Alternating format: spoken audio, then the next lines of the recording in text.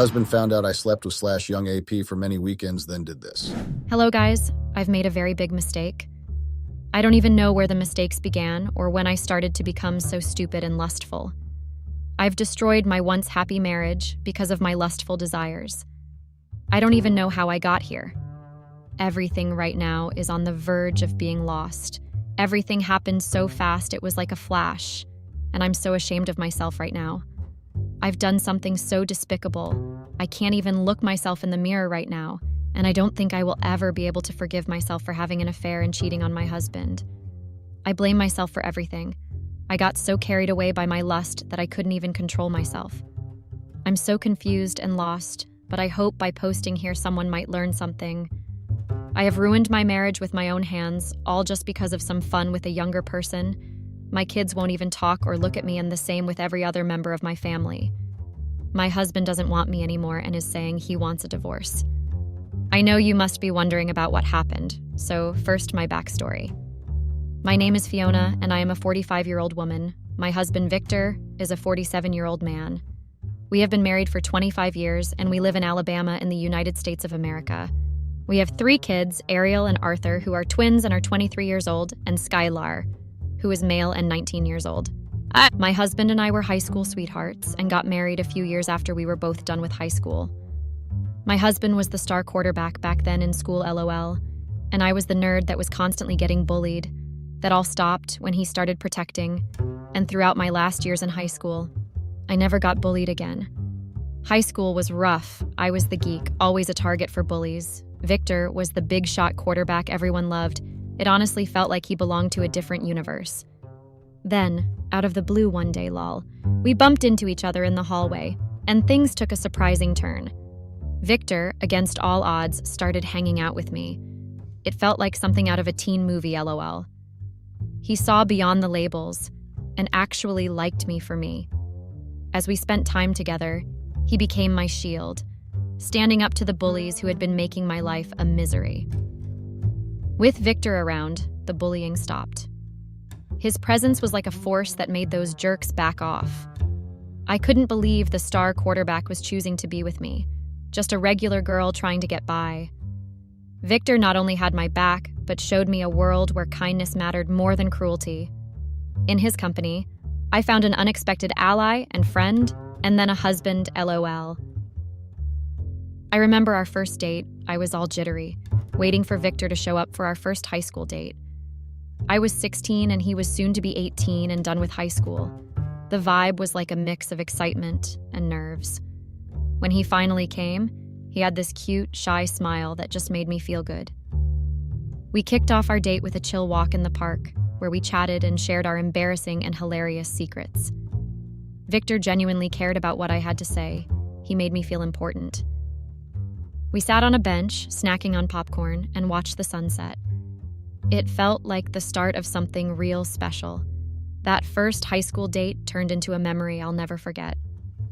On our second high school date, Victor surprised me with this cool 2-seater bike, a fun ride that had us pedaling around town, laughing like crazy people. After our biking adventure, Victor suggested a picnic. We found a nice spot in the park, laid out a blanket, and chowed down on homemade sandwiches and snacks. It was just us, enjoying good food and the simple pleasure of being carefree teenagers. Sitting there munching away, I couldn't help but appreciate how thoughtful Victor was. Our second date was all about having a good time together, creating another awesome memory in our high school days. On our third high school date, Victor took me to this awesome secret spot of his, a place he really loved. We wandered off into quiet trails, away from all the school, hustle, bustle, and chaos, until we stumbled upon his little hideaway. Surrounded by nature, it felt like our own peaceful escape. Victor shared why this spot meant so much to him, making it seem like our personal little haven. Chilling in his favorite hideout, I could see how much Victor trusted me, opening up about his special place. In our early 20s, with Victor at 22 and me at 20, we decided to get married. In fact, we were knee-deep in planning our marriage. College costs were like a constant weight on our wallets. Victor was grinding through medical studies as he wanted to become a medical surgeon, and I was chasing an art degree to fuel my passion. Dreams were big, but money was tight. We'd sit down, crunching numbers and trying to figure out how to have a wedding without going broke. Nights were spent talking about our future, balancing our studies with the reality of becoming a married couple. It wasn't easy on our wallets, but our youthful hope and shared determination turned those challenges into building blocks. On our big day, Victor and I found ourselves in this cute little church, surrounded by familiar faces of close friends and family. The vibe was a mix of excitement and nerves, LOL, making it clear that what we were doing was a pretty big deal. Walking down the aisle, emotions hit me like a truck. The simple setting of the church didn't take away from the fact that this moment was huge. It just made everything feel real and genuine. The church, with its modest decorations, perfectly matched the essence of our love, straightforward but deep.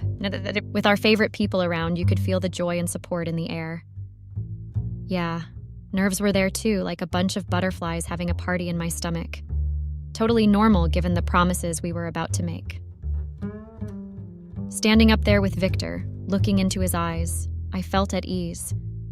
Our vows were simple, but you could tell they came from the heart, a testament to the love that had grown from high school days to this life-changing moment. The party afterward was a blast. Lots of toasts, laughter, and good times with the folks who've been with us through it all. Our wedding day might not have been some grand affair, but it was rich in real emotions. Years later, and we were at such good places, we graduated, and Victor is now a very successful medical surgeon. Too successful, I'd say. He always has to be on call and available regardless of the day and time. That has been affecting our relationship as he doesn't even have time for me anymore. As for me, even though I got my art degree, I never really used it, as I chose to be a stay-at-home mom, SAHM. I chose to stay home and take care of the kids while Victor went out and worked. Besides, after Victor's dad died, he left Victor a sizable inheritance, so we weren't struggling at all. Financially, we were in a very good place. Victor had everything set up. In case he did retire, so we wouldn't go broke or anything, he didn't even need to work, but he still kept working, because the hospital needed him and he loved his job. He also made sure a trust fund and college fund was set up for all our kids, so all in all, we're in a very good place.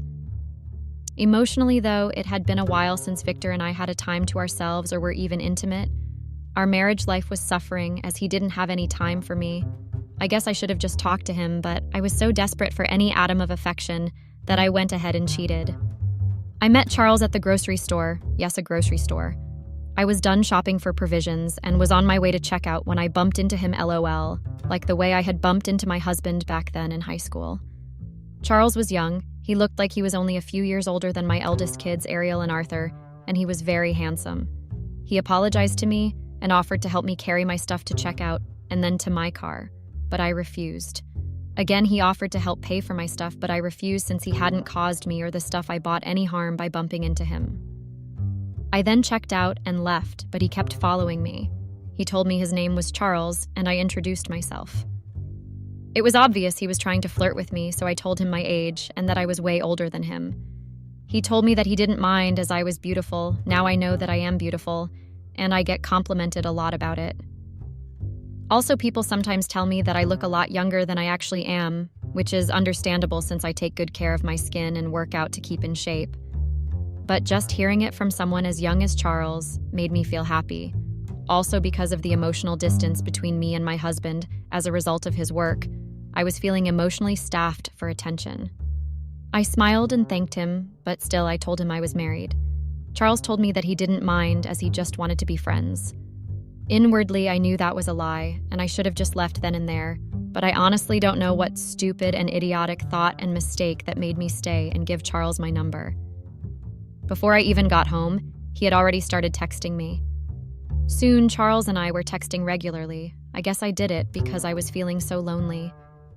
The kids weren't around as Ariel and Arthur were in college. Skylar was also in college as he graduated from high school early. Did I mention that the kids were big fans of their dad? They were all pursuing the medical field in college. They had taken their dad's brains LL and didn't take my creative side. Ariel was studying to become a nurse, while Arthur and Skylar were both studying to become medical surgeons. As a result of that, I was left alone at the house a lot, and that made me really lonely. Charles and I were texting a lot, and we were also flirting.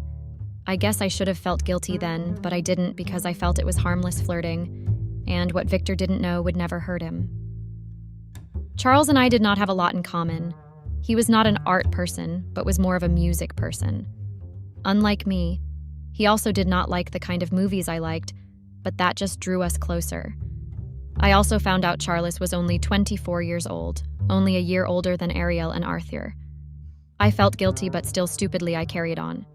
Charles was hell-bent on making me see things his way, lol. He said that if I watched some of the movies that he liked, I would like them too. He was also empathetic and would listen to me rant and talk endlessly. Now that I think about it, Charles was a walking red flag, but I was so starved for attention that I didn't even care to look further at the kind of person he was. Charles put on a facade. At first he made me trust him, but then when trouble came, he abandoned me. Charles was charismatic, and so it was easy for him to pretend that he cared about me. Soon I was smiling and laughing more to the extent that my friends, and even my kids and Victor noticed. But whenever they asked, I lied and told them I just wanted to appreciate life more. No. Charles had a way of making you feel like you were the most important person in the world to him. He honestly knew how to get under a person's skin and into their heart. Soon I was inviting Charles to the house when Victor was away to watch movies with me, and then we would try to convince each other that our movie taste was superior to the others. I knew that what I was doing was wrong, but I honestly paid no mind to it. I inwardly tried convincing myself a lot of the time that I was doing nothing with Charles, even though I knew that it would eventually lead to something. On one faithful day, Charles came over while Victor was away. Victor had previously told me that he wouldn't be coming back that night. So Charles and I had both decided that we would have a movie marathon all night long, and then Charles would leave really early in the morning before Victor would be back. Charles came over, and soon we were on Netflix watching a few movies. I honestly do not know how it happened, and I cannot even explain how it happened. It all happened quickly and in a flash. But soon Charles kissed me and I responded, and we got intimate. It was only until the next day. It was around 3 o'clock in the morning, and Victor wasn't back, but I knew he would be back by 7 or 8. I finally realized what I had done, and I hurriedly kicked Charles out before Victor would come back. I was horrified by the fact that I had cheated on my husband. What would Victor say? What would Victor do? All those questions kept running around in my mind. I felt so guilty, but I also felt horrified because I had enjoyed it. I was so emotionally starved that I had cheated on my husband with a young boy that was only a year older than my twins. And when my husband came back from the hospital, I felt so guilty, but I couldn't tell him because I knew he would divorce me and leave me. I didn't want that. I love my husband, and I wanted to spend the rest of my life with him. My husband was kind, humble, and helpful, but he did not like cheating at all. My husband was the kind of person that believed in communication. He believes if you have any issues, talk it out with your partner instead of going out and cheating. I pretended as if everything was fine, and as if I didn't just cheat on my husband a few hours ago. We chatted and talked, and then Victor went to rest because he had been working all night. I blocked Charles after sending him a quick message to never message me again, and all was well for a few days. After I had blocked Charles, he called me for a few times with some numbers before finally letting me be. I was starting to feel lonely, and I realized that Charles was the only person that made me not feel bored. He entertained me. I am also ashamed to admit it, but I missed the intimacy. So after wrestling with my inner mind for a few days, I finally unblocked Charles. He soon sent me a quick text, and soon we were talking again. Charles convinced me that what Victor didn't know wouldn't kill him, and as long as he never found out about the affair, we would be safe. Charles assured me that it would be easy to hide the affair, because Victor worked a lot and was usually working on weekends. And also my kids were in college, so it was just me in the house. Charles convinced me that I wasn't doing much wrong by cheating on Victor, because it was Victor's fault for neglecting me. Like a person without a mind of their own, I fell for Charles's words, and soon Charles and I were having our secret affair in the house. Whenever Victor was away at the hospital for weekends, Charles would come over and spend a lot of time. We would also be intimate a lot. Charles also convinced me to start giving him money. Victor and I had a joint account, even though Victor was the one earning all the money. And also because we were well off, I started giving Charles money for stuff, like gas, groceries, clothes, and other stuff. I became so engrossed in the affair and so involved that I think I lost myself.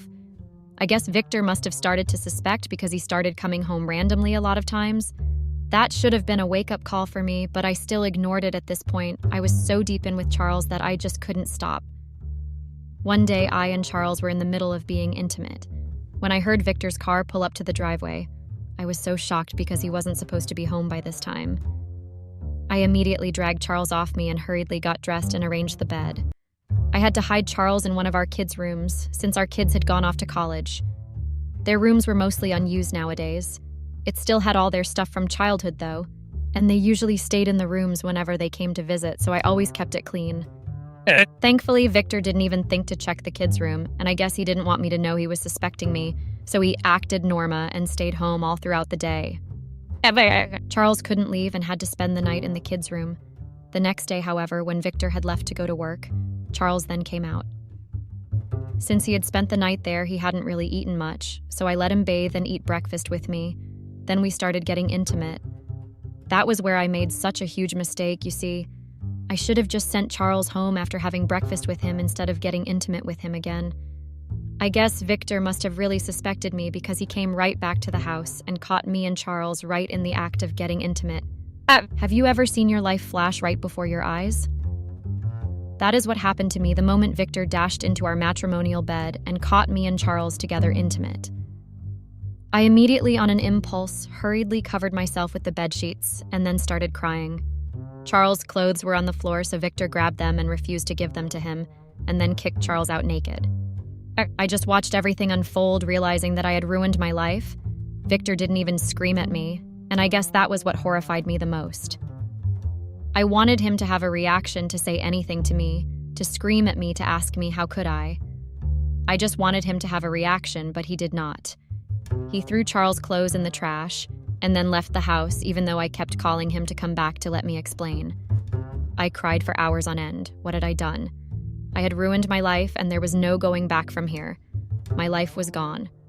My marriage that I have struggled so hard to build was gone. I knew that there was no way Victor would forgive me. I had scarred him for life. Victor was going to leave me, and I knew that I would go down. I had no source of income on my own, no assets. Suddenly, I regretted the decision I made to be a stay-at-home wife all those years.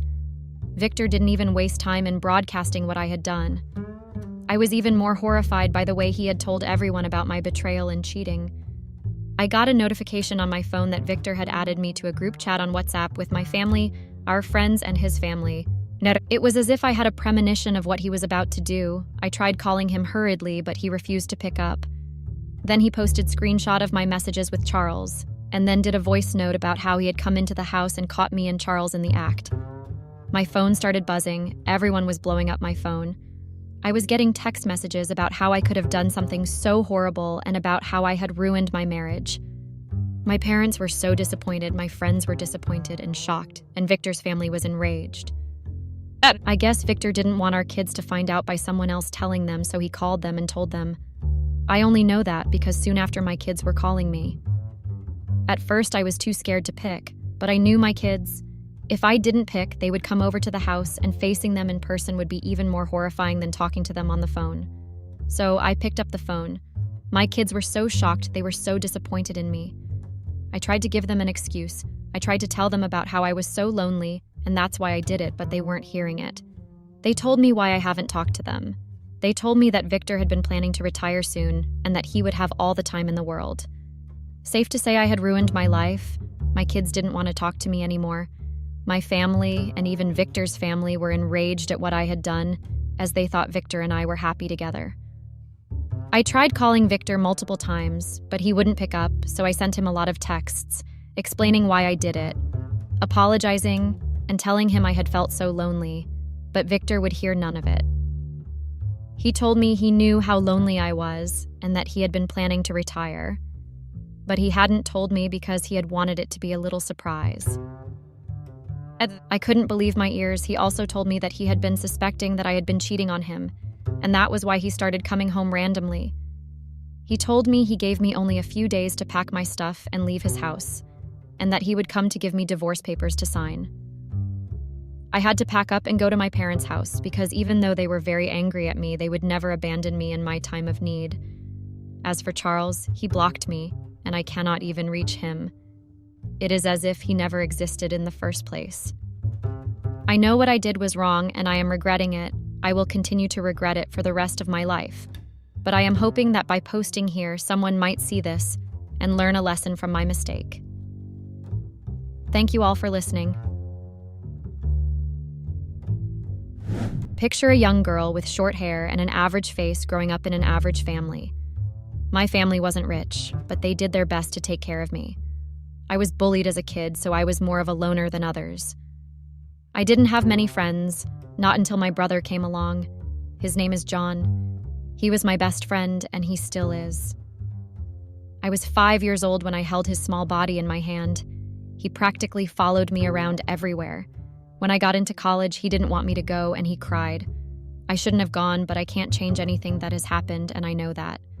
Along the line, I started becoming an extrovert, and I was able to talk more with others. A lot of things have happened since then. I was also able to stand up for myself.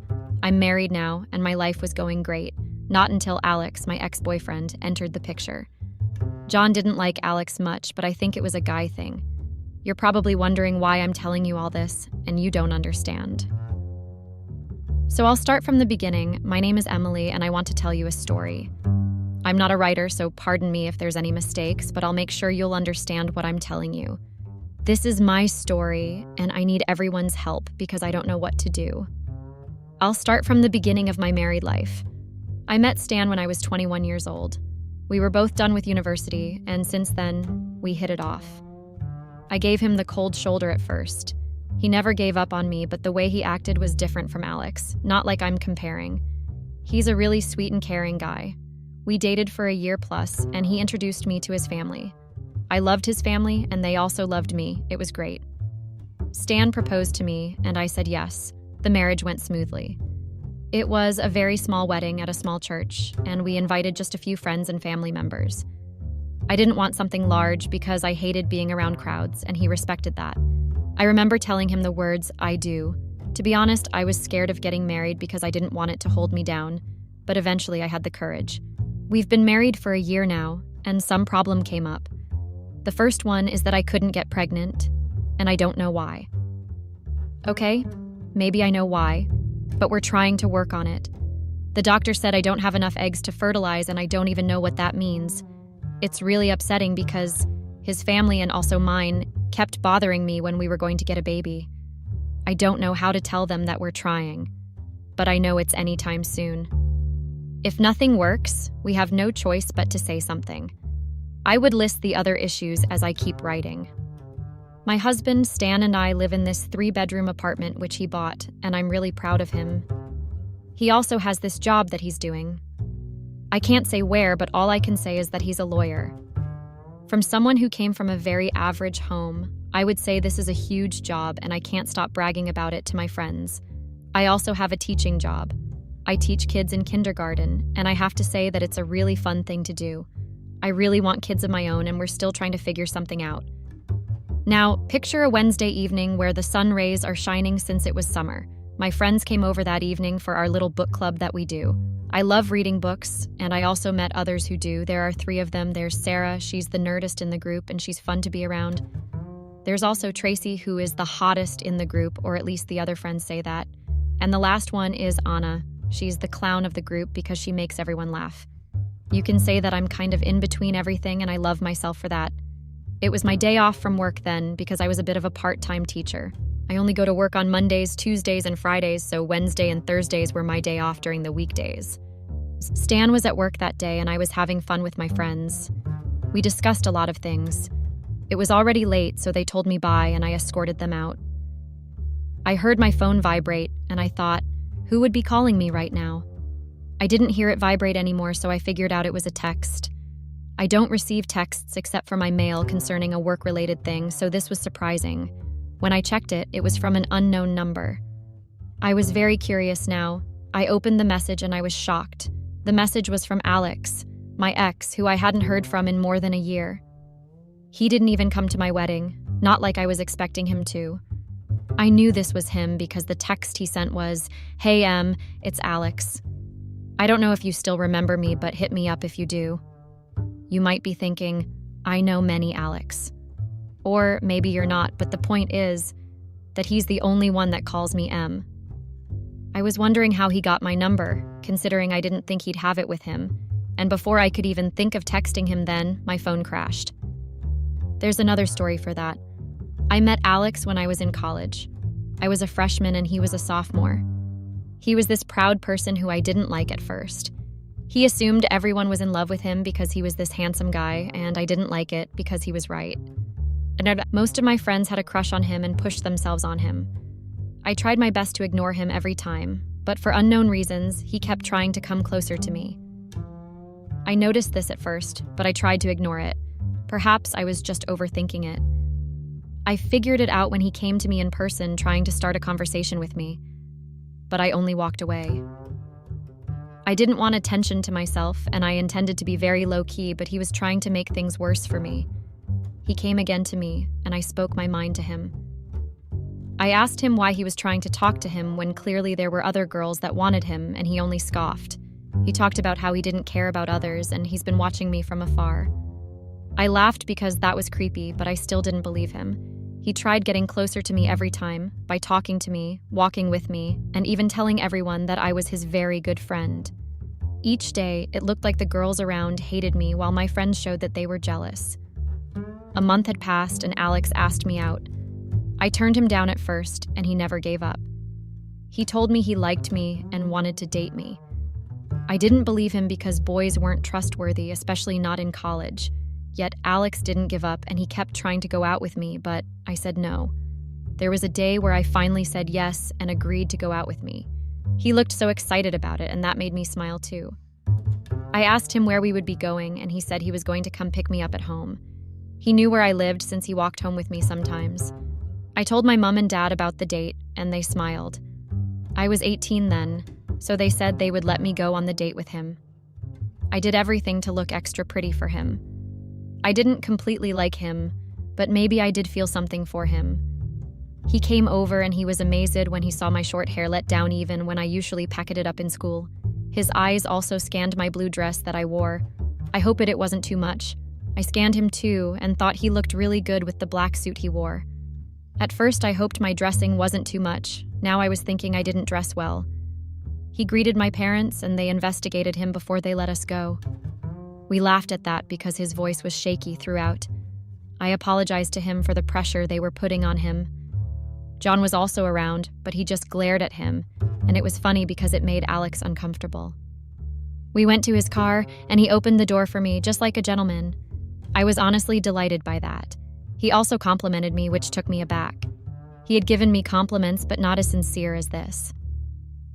Alex took me to a fancy restaurant, which was my first time there, coming from an average family. I thought dates were burgers or pizza places. That night, Alex and I discussed a lot of things. I found out things about him. He told me he was an artist, and I was amazed. No one knew about that except one close friend that he trusted them not to tell anyone. The fact that Alex had a hobby like that was what surprised me more. We ordered some food, and even the food was fancy and tasted good. I asked Alex to show me his art, and he brought out his phone and showed me some that he snapped. I remember one which was a little girl holding a flower, and it was something I'd never seen before. It was a unique drawing, and he had talent. I also told him things about me, about my family, and where I come from. I asked him when he started liking me, and he said, "It just happened." My first kiss was with him, and it was a blissful memory. The night was over before we knew it. I hated how the night ended so quickly because I wanted to spend more time with him. He took me home, and I told him bye. The next day was almost the same as every day, except this time I accepted Alex, and everyone knew we were dating. This went on for almost a year before things changed. He told me he wanted to talk to me. I was scared because of the tone with which he said. I was thinking if he was fed up with me and wanted to break up. I wouldn't be surprised if it was that. But what he told me was different. He said he was going to travel out of the country to pursue his studies in art. That was a great thing to me because I remember asking him if he had any plans since he was great at it. I knew there was something more with the way he looked at me, and I feared that I knew what it was. He told me he had to break up because he couldn't have a long-distance relationship. I remember begging him not to, that we could work on it. I also remember telling him that I liked him so much and I wanted to have something with him, but he kept turning me down and said he couldn't work out. We maintained distance then, and I was pissed. I was angry at him, but more at myself because I wanted someone and the person didn't. He tried talking to me sometimes, but I didn't want to hear anything from him. He left the country some days after, and he didn't even say goodbye. I was pissed because he had my number and he couldn't call. I also had his number, but I couldn't give up my pride to text or call first. Around that time, my phone got damaged and I lost all the contacts. I didn't think I'd be hearing from Alex. Well, at least, not until now. I was still looking at the message and contemplating whether I should reply back or not. I did what my instinct said, and I replied to him. I was hesitant and walked around wondering if he would text back.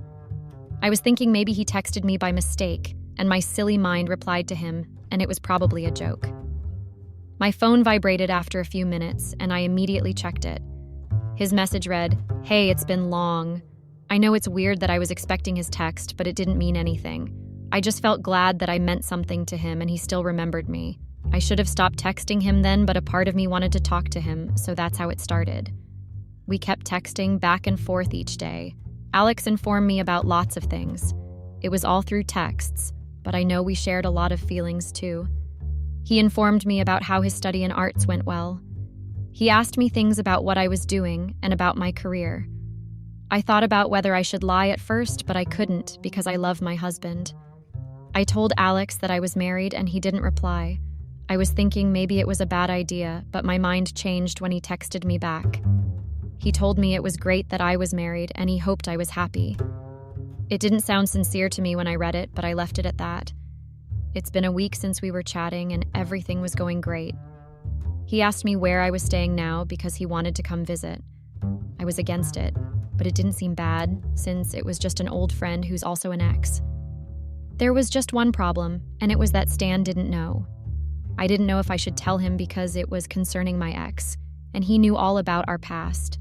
I was looking for something to justify what I was doing. I tried telling myself that there's nothing wrong in texting an ex. Alex and I kept texting, talking about life and sharing more things. I made a mistake one day. I still didn't see the use of telling my husband about him since it was just Alex and I. I was chatting with Alex one day, and Stan asked me why I was always on the phone. He knew I didn't text much, so it looked weird to him. I don't know why I lied and told him it was nobody. I left my phone for a second to go to take out the trash, and when I came back, I saw my phone in his hand. I became angry, and I don't know why. I think one of the reasons is because I was wondering why my phone was in his hand. It meant he didn't trust me. I was also angry at myself because I knew I would have to tell him the truth. He looked at me and I asked him what he was doing with my phone. He said a call came in, but he had a question for me. Who was Alex? He knew about my ex, Alex, but he wanted to confirm it was him. I asked him why he was looking at my texts, but he didn't answer me. Can you believe that? He went on with the questions, and I told him the truth about how it was my ex. He frowned and shouted, asking about why I would be texting my ex. I told him it was no big deal, and he should stop making it sound huge. He was exaggerating. I mean, it's normal to text your ex, right? I also argued with him that it wasn't me that texted him first, and he was the one. It's just a longtime friend of the past. Yet Stan kept overreacting, saying he texted for a purpose, but I don't believe that. He told me to stop texting Alex, but I don't want to. Is that bad? Imagine how much he would react if I said he wanted to visit, though I don't want Alex coming between Stan and I. I collected my phone from him and went out for a walk. Stan kept telling me to come back because we were still talking, but I didn't want this conversation to keep going. I needed to clear my head. I don't know what to do right now because I'm stuck. Should I keep texting with Alex? It's not like he said he wanted to go out with me or anything. Even if he says that one day, it wouldn't bring any harm because we were friends. Or should I not text him anymore and listen to my husband? What if he truly has a purpose like he said? My mind is all jumbled up right now, so I need advice on what to do. Please help. Comments. 1. You, Reddit user 1. What's wrong with you? I mean that in the most absurd way. Because why would you want to choose an ex over your own husband? You do love him, yes? Something tells me that you don't. It's best if you think well on it because he probably deserves someone better than you. Why did you keep it secret from him in the first page if you had nothing to hide?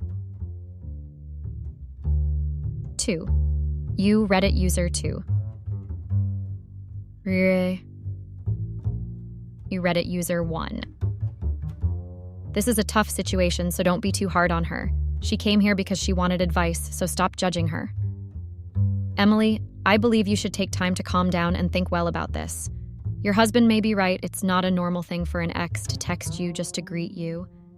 He also says he wants to visit. What normal person would want to visit their married ex? You should have a deep talk with Stan and tell him all about these, especially your feelings. You two sound like you have a great and special marriage. It shouldn't ruin so easily. 3. You, Reddit user 3. Why is no one talking about Alex? I'm only seeing talks about Emily and her husband. Hello, there's literally an ex here. Who's the problem?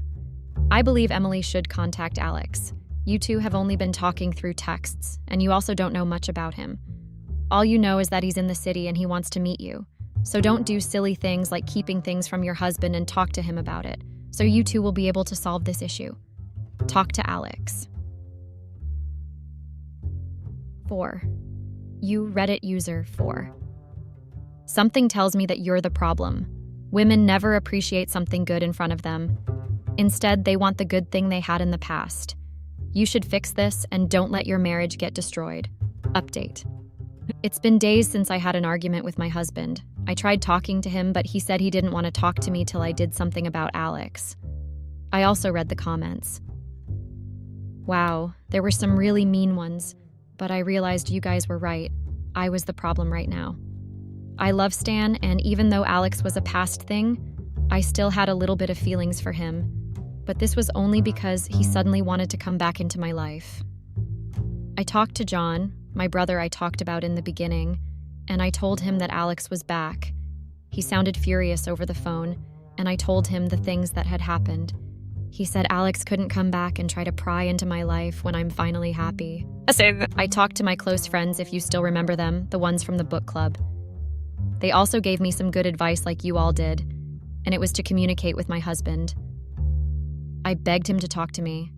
He finally agreed, and he asked me who I made up my mind on.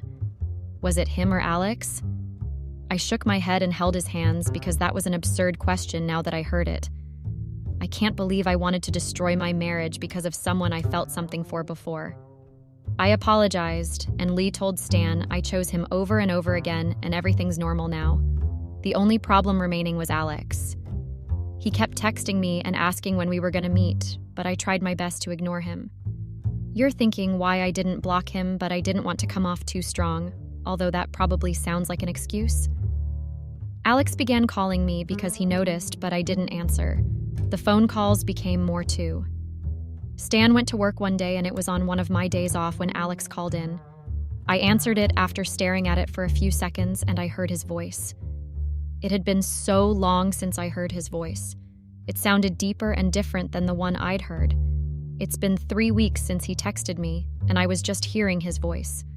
But this time, I didn't feel the emotion anymore.